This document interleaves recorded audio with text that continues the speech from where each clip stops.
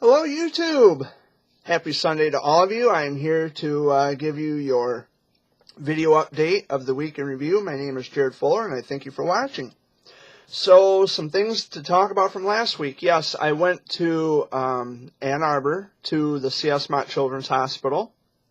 I got to keep a little cancer warrior company. He has stage 3 neuroblastoma, and I asked his mom, because I talked to his mom through text message, and I had asked him how Grant was doing. His name is Grant, and I said, well, how is he doing today? And she says, well, he's a little depressed and down and out because he doesn't have visitors. He doesn't have people come and see him. And that's when I asked her, said, so then how long are visiting hours? Until 9? What floor is he on? 7th floor. I'll be down. I'll be there.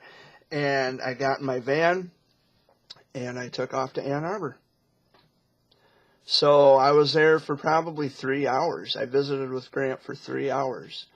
1 second. Gotta sneeze.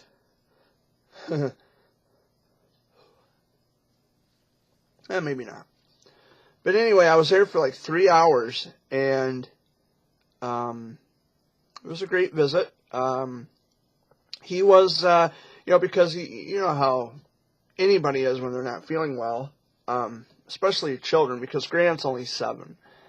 And he was moody, agitated, he was irritable, and he was calling names, and he was just being mean. I guess coming off as being mean. I really don't think he's mean by nature, but you got to understand, he is a little boy, and his little body is going through so much.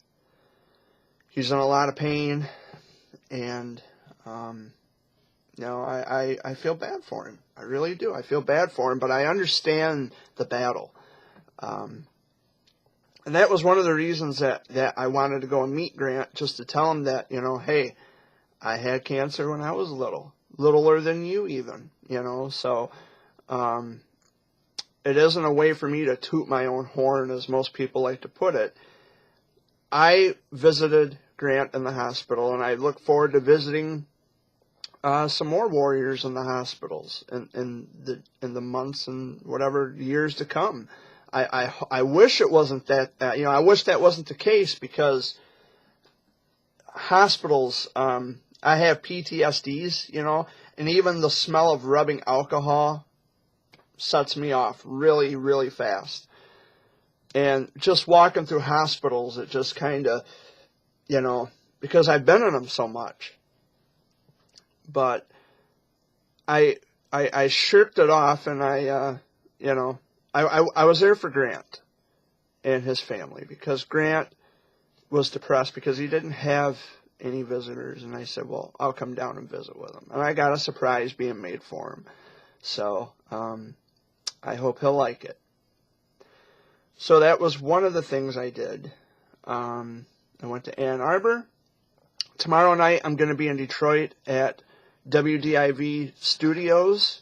I'm going to witness a Daily 3 and Daily 4 drawing from the Michigan Lottery. I attended a drawing last year, but, I want my dad and Amy to be there to actually get to see it themselves, because it's a rather interesting process. So tomorrow we got to be there by 7 o'clock, and I'm driving, of course, because I know how to get there. It's in downtown Detroit. So that's where I'll be. I'll be in Detroit tomorrow night. I'm trying to think of anything else to talk about. Caleb, who lives in Eaton Rapids, I had a fundraiser set up for him. I think I mentioned this a couple weeks ago. The money went into an account for emergencies for Caleb. I found out from his mother. Yesterday they went to an outing at the Cooley Law School Stadium. It's a mouthful to say. The Cooley Law School Stadium in Lansing. They had an event called Stand Up to Cancer, and Caleb was one of the featured children at the event. That's my little dude. I love him. I love all the cancer warriors. And it breaks my heart to see things like that. To see kids go through so much, I can't imagine what my parents were going through. I just, because I was too little to remember, which is irrelevant. But I can't imagine what my parents were going through when I was sick and hospitalized. But my mom said that I had, when I had the catheters and everything, Mom said I did pretty good. I barely even flinched. Didn't even squirm a whole lot. Or I just, like that. But I wouldn't make too much of a fuss. Only when they took the port out. Because they didn't, well, they sedated me, but the sedation didn't work. Because they usually sedate you if they're going to remove a port. And when they removed my port, the sedation wasn't working. My body wasn't responding to the sedative. So they just pulled it out, and I screamed bloody murder. So, but anyway, enough about me. But yes, Grant is, he's stage 3 neuroblastoma. And when I was down there, it was on Thursday, I went with him to a pizza party in the conference room at C.S. Mott Children's Hospital, and it was wonderful. There were a lot of other children in there, and a lot of concerned parents, to say the least. There was a little boy in there. His name was Keegan, and he was sitting inside one of those New York City-style taxi cabs, and a person from Child Life, it's a program they have at C.S. Mott, a person from Child Life, he was a volunteer, he was pushing Keegan around, and Keegan had red hair, just like Jer Bear, and he had the most beautiful, most brightest smile, and I'm just kind of sitting there, and hi baby, how you doing? And he's just all smiles. He's got a plush Mickey Mouse toy and a cart behind him, and whew, it was quite the experience, and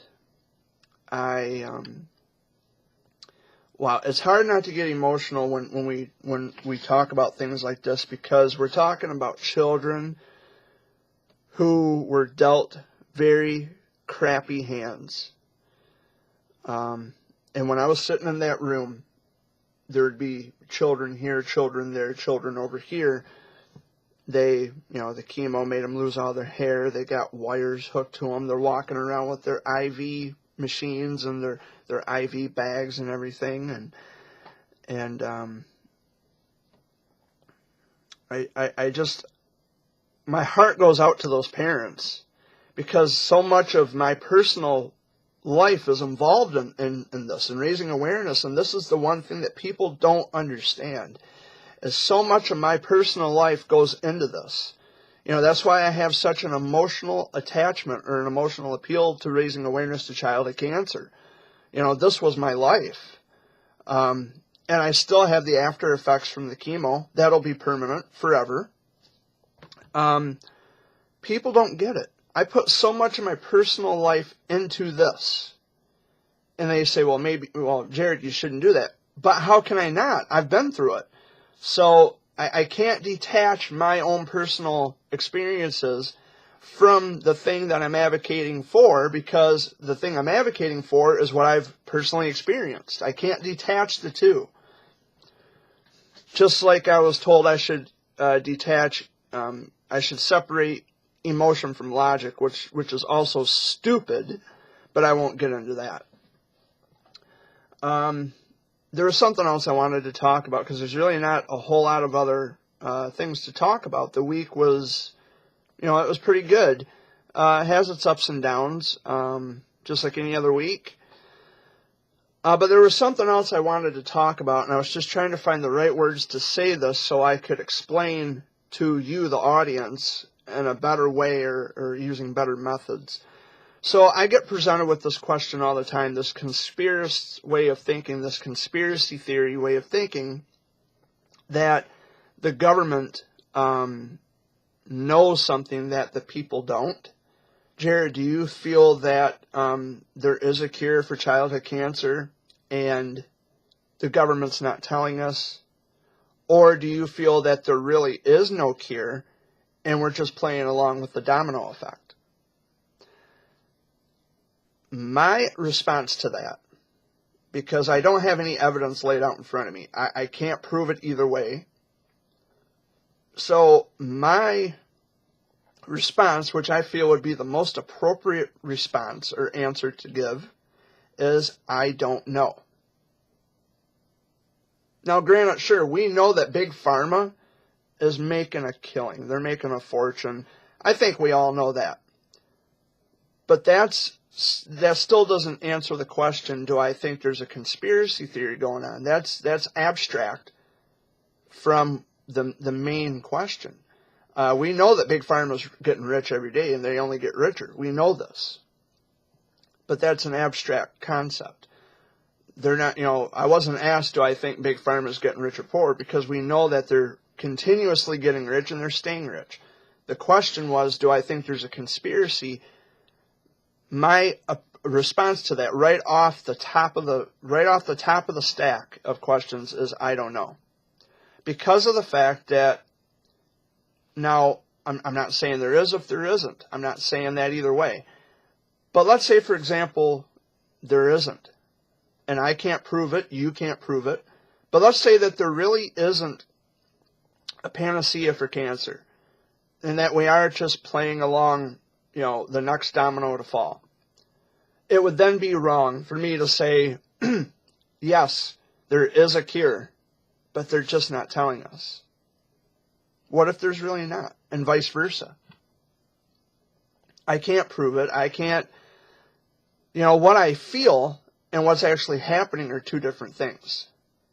So even if I said, yes, the question has raced through my mind. I wonder if there really is a cure that the government knows about that they're hiding from people, because if they release that information, it's going to gobble their profits. Well, I already know that Big Pharma gets rich either way. And you know that. But to ask me, do I think there's a conspiracy theory? I think, personally, in my own state of mind, or in my own opinion, I think the more appropriate answer to give is I don't know. Because I don't know. If, I can't make, I can't make claims without evidence. And Big Pharma getting rich is not evidence to whether or not there's a conspiracy theory going on with government. It doesn't answer that question. You may think it does, but I don't see it. Personally, I don't see it. If there is a cure, and I say there's no cure, I don't want to be dishonest. Then that's on me. So I think just to say I don't know is the perfect and absolute honest response to give. I don't want to, because if you claim that there is, then you are either the bearer of false hope, or you are simply just a bearer of false news. I mean, there's no winning to it. So, yeah, my answer is I don't know. And I think it's the more appropriate response, or the more appropriate answer to give to a question like that. But anyway, I don't want to ramble on too much. But I did, however, early this morning, I had written a letter to Michigan Senator Gary Peters, talking about the absence of Obamacare and how it's going to affect, especially the children who are pediatric cancer fighters at the moment. Especially the children. And Amy said that my name was mentioned on the news this morning, but I didn't hear it. I was asleep. So basically, in a nutshell, what I said was, Mr. Peters, because his name is Gary Peters, I said, Mr. Peters, could you, for 1 second, walk a day in the shoes of all these parents who have to sit for hours on end in hospitals and watch their children fight deadly diseases? Could you one time not make it about money and make it about the people? And our elected officials in Washington need to do the same. Now, I'm not known for politics or for political rant. I'm not noted for that. But I understand it to the point where a lot of people need health care. And a lot of people, especially their children, they had Obamacare. Now they don't have Obamacare. It's been repealed. So now what do? Obamacare was their last hope. You know, and that's scary, and it's disgusting that we have people who they value money more than people. You know, I mean, it's that's it. That's as simple as it gets. And I don't want to talk about it too much because I this isn't about Democrat, Republican. I'm neither or. But my thing is, that's what's happening is, Obamacare was repealed. It was taken away. And now all these, the bottom has literally fallen out underneath of so many people, especially children who need the health care. And it's sad that, government would put money before people. I never understood it. I never understood that.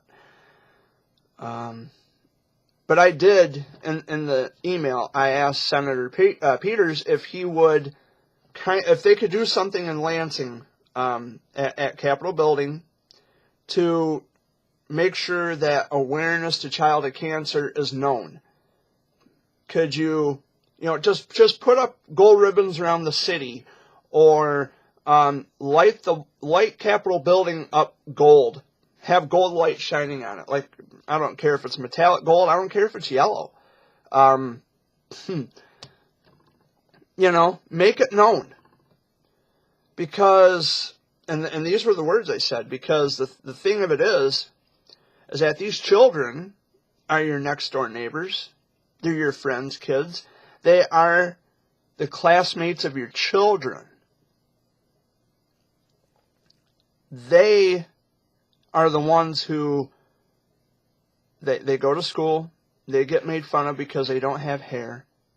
On top of dealing with the stressors of being teased and tormented and harassed by other kids for not having hair, they have to deal with a monster of a disease.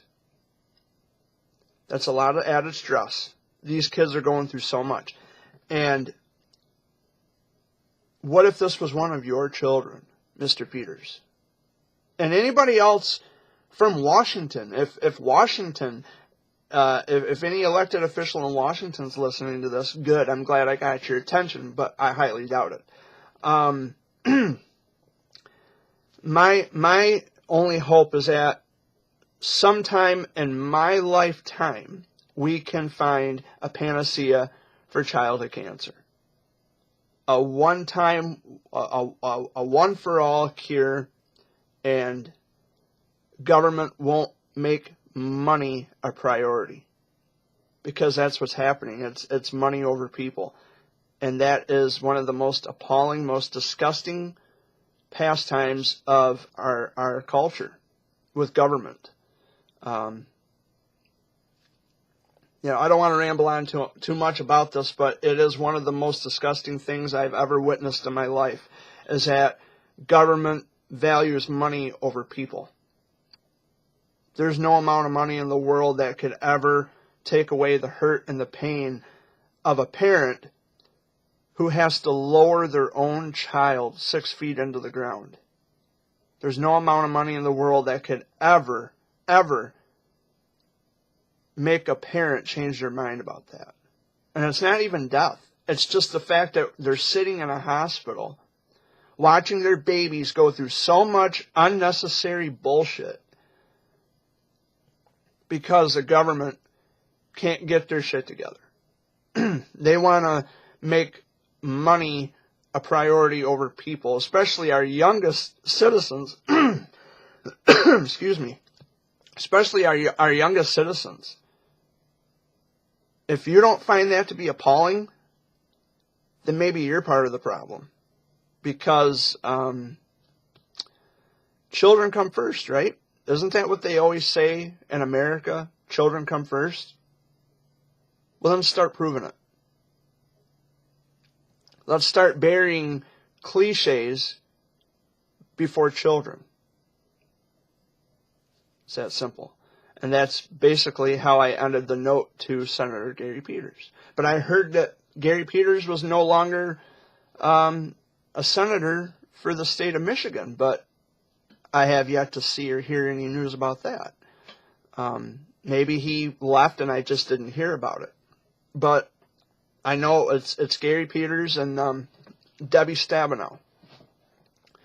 So if he left office, well, Ms. Stabenow, prepare to get the same letter that Mr. Peters had received from me. Prepare to get a letter from me. The same note, same exact wording. Nothing changed. But anyway, so I'm kind of understanding how the process works. I'm getting involved more in government, like trying to get my voice heard, and I'm just saying, hey, I've been through that, and I want you just to put yourself in the position of people who don't have any other way of making it. They're financially strapped. They've exhausted all of their resources. I kindly ask you that you just put yourself in their shoes just once. Put down your nameplates and let this kind of seep into your hearts. Let it work its way through your mind and your heart and start to feel something. You're not a senator. I mean, at the end of the day, you take off that suit, you kick your shoes up, or you kick your feet up, rather, you kick your shoes off, you're kicked back in the recliner, drinking a beer, reading a newspaper. You are just another person like we are. Of course, you take your job seriously, in which case you should. That's why you were voted and put into that position and power. But at the end of the day, you're just like us. People who we all pay our dues to society, to government, to everywhere we go. For once, don't make it about your job. Make childhood cancer a priority. And September, we go gold all throughout the month of September. It's Childhood Cancer Awareness Month, and gold is the color that represents pediatric cancer. There was something else I wanted to bring up too, right while I'm here, and it really comes to mind. Speaking of Washington, D.C., there is this event. Damn it. There's an event held every September in Washington, D.C. It's called CareFest. I'm sure many of you have heard of that. Drinking coffee. But anyway, I'm sure many of you are aware of CareFest.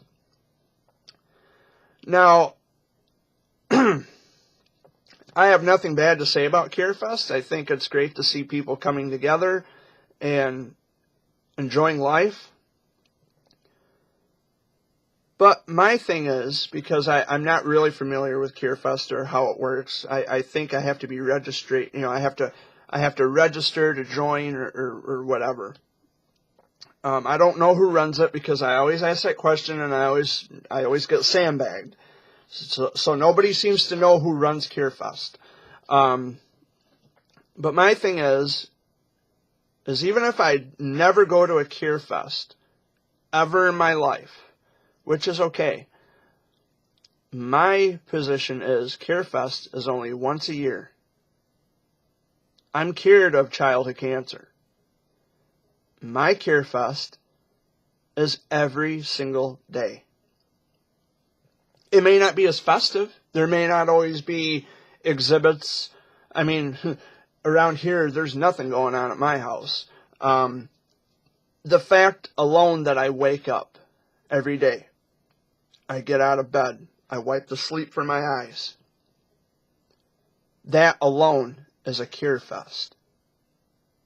Because if it wasn't for those dedicated geniuses and scientists working around the clock, I wouldn't be here today doing this video. And that's not to say that, the children who have passed, it's not to say that the scientists weren't working hard enough, because that's baloney. The thing about science in general, and in this particular case, modern medicine, is that the scientists who work in the laboratories, they are working around the clock. Science doesn't stop. They're working feverishly around the clock, trying to come up with new ways of healing and curing. And they're coming to different theories, scientific theories with medicine. These people who are highly recommended and highly qualified for their jobs. We're not talking random people who are, they're just people who have no qualifications, no degrees, no anything, no college or high school education or what have you. They just want to make themselves look good. And we have a lot of those people who exist too. But I mean, advocacy is good, but you're not a scientist. When you're an advocate, it doesn't make you a scientist by association. Oh, I've talked to scientists. Well, so do I. They're called doctors. So my thing is that, like I said, science is a continuous around the clock thing. And the people who are actually in the research labs doing the work, doing the studying and the research, they're the ones that I would so love for a peer-reviewed idea to come out of the scientific community or the modern medicine world and say, yes, we have found something, a cure for cancer. All-time panacea. Here we go, right now.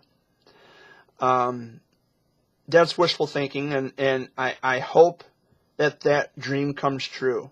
But until such time, and this takes me back to the previous point I had made, my position is I don't know. I think that's a more appropriate position to take because I don't want to get anybody's hopes up. But I do think, and I do wish, and I do hope that at some point we do come to a conclusion where we find an answer and say, yes, we found it. The scientists have done it. That would be wonderful. And I hope in my lifetime it happens. I'm only 31 years old, so I've got a long time to go yet, hopefully. But I can only hope, just like you and everybody else, I can only hope. I can only keep my fingers crossed that please come up with something. So, yeah, that's pretty much it, guys. And I got to go to a lemonade stand. I think this was a couple weeks ago. I was in Saginaw. There was a little girl who had a lemonade stand, and I think I may have mentioned this in last week's video, but I'll say it again just to reiterate a little bit. So she had a lemonade stand, and she was raising money for the NICU at Covenant Harrison Hospital in Saginaw. And I think they raised over $1,000 total. So, yay. Good for you, Sophia. Good for you. That makes me happy to see people doing wonderful things to help other people. That is amazing. But anyway, that's about it, guys. There's just really not a whole lot else going on. I'm going to have to start keeping an itinerary of things I want to talk about in my live videos, or this isn't live, in my YouTube videos, rather, because I know there are some things that I'm forgetting, and I'm just not nailing it. and I'm going to remember it as soon as I hit the stop recording button. It happens every single time, folks, every time. Yes, I'm drinking coffee out of my Spartan's coffee cup. Go green, East Lansing. But anyway, guys, that's pretty much it. There's not a whole lot to talk about. And, of course, like I said, hopefully I can see some more kids in the hospitals and just kind of, you know, just to tell them that, you know, I am a survivor. I've been through it, and although the cancers aren't the same, I don't have a primary particular focus on the kinds of cancer. I've met children who have they have DIPG. I've met children with leukemia, neuroblastoma, melanoblastoma, retinoblastoma. I've met a whole bunch of kids with different forms of cancer, and yes, even Wilms tumor. They are survivors of this, and there are children fighting today, now. So keep them in mind, and for those of you who are, you know, you're religious, say a prayer for them. Keep them in mind. I always say keep them in your positive thoughts. It's just how I phrase things. But anyway, guys, I guess that's it. That's really all I wanted to talk about. Thank you for subscribing to my channel. If you haven't, if you weren't aware that you can subscribe to my channel, yes, you can subscribe to any channel. But thank you for watching my videos, and if you are subscribed, thank you. I guess that's it. That's all I wanted to say. Oh, it's in my bedroom. I got an autographed photo from a group of young kids called the Runaway Hamsters, and I just wanted to take this time to say thank you so much for the autograph photo. I love it. Number 331. Yeah, I've been collecting autographs for the past 10 years, and it's been quite the journey. But it's to getting there, you know. It's no fun if you're just going to have someone put you there. It's the getting there that makes it fun. But anyway, guys, I'm going to let you go. I've been talking for over a half an hour. But I got the house to myself today, or for the moment, rather. We're expecting company tonight. Some friends of ours are coming over for a barbecue. And my niece Mackenzie's going to be here for probably 2-3 hours at the most. But we're going to have some people here. We're going to have a house full. So I wanted to make sure I got this video update done and out of the way before everybody starts rushing in. And while I have the house to myself, while the getting is good, because I tried to do a video last week, but it was so noisy in this living room, and we had company, and it's like, well, I'm going to have to try to find a way to do a video update for this week, because the people who are subscribed, or the people who are, they like to listen to my videos, they like to listen to me speak, I got to have a video for them. You know, they're looking forward to this. They're looking for something on my channel, and that's what I want to do. I want to have a weekly video update every Sunday. So if I'm able to get the house to myself, I'm going to seize the opportunity, and I'm just going to get started on it right away and not waste any time.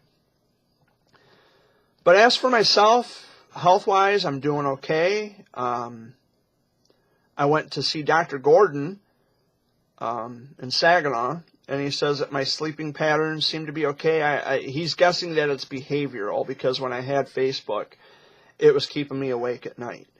But now that I don't have Facebook anymore, I can sleep at night. I can sleep better. And it feels great to have a full night's rest and not have to worry about gobbledygook on Facebook. Although, yes, there are still people who are shooting off at the mouth about me on Facebook. And I want to keep this video positive, but you know, sometimes, as they say, people just suck the positive right out of you. Oh, I think I got to sneeze. My sinuses are burning. But anyway, guys, you know, people are going to talk. That's just the way it is. People are going to talk. There's nothing I can do about that, but let them talk and let them, you know, my thing is, I'm just going to sit back. I'm going to let these people talk their bullshit. They can expose themselves to Facebook. They can show everybody how childish they are. Grown people acting like high school kids. Let them do what they're going to do. I'm still going to do my thing. I'm going to raise awareness to pediatric cancer. I'm going to keep in contact with the people who want to continue to stay in contact with me, the people that I love and care about the most. I'm going to go see kids in the hospital. I'm going to do all kinds of things on my own that I've been doing now for the past 2 years. Because I first got into this in 2015. That was when I realized that, you know what, I'm a childhood cancer survivor for life. And if my cancer relapses, which I hope it doesn't, but if it does, well, then I'll just have to, you know, take it in stride and fight it. I'd rather it be me than a little child, you know. I would rather it be me all the time. Considering the fact that I've already been through it, I would much rather it be me all the time. And yes, I even received a message on Facebook when I had it. I don't know, some jerk was saying, well, you're always bragging and tooting your own horn about being a survivor. Yes. Isn't that what I should do to an extent? Shouldn't I be happy to be alive? Apart from survivor guilt, which is also a real thing. I do have survivor guilt, but I'm also happy to be alive. I'm happy that I can, regardless of the fact that, I mean, childhood cancer is a travesty. Everybody knows this. But apart from the fact that, you know, there are kids who don't make it, there's people who do survive, they do make it, and they share their stories, which gives other people hope and inspiration. And it's not, we're not forgetting the children who have died. I could never forget a child who passes away. Never. And there are many. There are many. There's been a lot this year, and my heart goes out to their families, and I don't know how they cope without their baby. I don't know how they do it every day. They're not forgotten. I can promise you that. I can guarantee that your children, your babies are not forgotten. They will never be forgotten.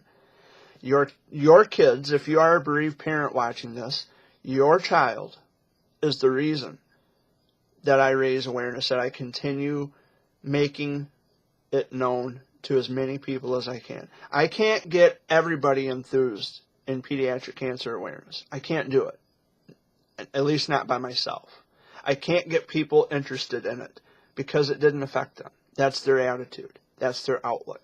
That'd be like me having, you know, being approached by someone who has, you know, fibromyalgia. I don't have fibromyalgia, but they want me to raise awareness to fibromyalgia. I can't do it. You know, or I could do it, but I mean, I wouldn't have the same appeal to it because I've never been through it. However, that's not to say that I couldn't have fibromyalgia, or if I have children that they couldn't have fibromyalgia. So awareness is very important in any aspect of health, not particularly cancer or fibromyalgia or even lupus or any other, you know, debilitating disease. It is essential that every disease gets awareness, not, you know, cherry picking and just fine combing through what we want to raise awareness to and the people that we want to focus on, which is another issue that I've brought up several times in past videos. is that when you become an advocate, you don't get to advocate for certain people. When you advocate for any disease, when you advocate for awareness of, like in my case, childhood cancer, I'm not handpicking who I want to advocate for. When I say that I'm an advocate for childhood cancer community, that's everybody. Anybody and everybody who's walking this big green-blue ball, right? Anybody who's walking this great big green-blue ball, that's who I advocate for. Anybody who's been affected by pediatric cancer, I advocate for you. And yeah, I have a lot of haters out there, and that's fine. That's life.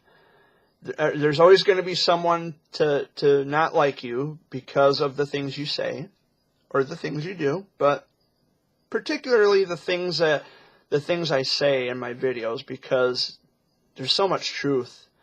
And how dare that Jared Fuller be truthful? Man, that just ruins our agenda. That ruins our plans to destroy his good name. Well, that's the idea. Because if you're going to say that I'm saying things or doing things, you better have all your shit together, and you better have a hard body of evidence to back it up, instead of just going by what other people say. And which, of course, by the way, I have demanded screenshots of comments that I have supposedly said to somebody or anywhere on Facebook, and I have not received one single freaking email from anybody. Not yet. I'm waiting. You know, I've got time.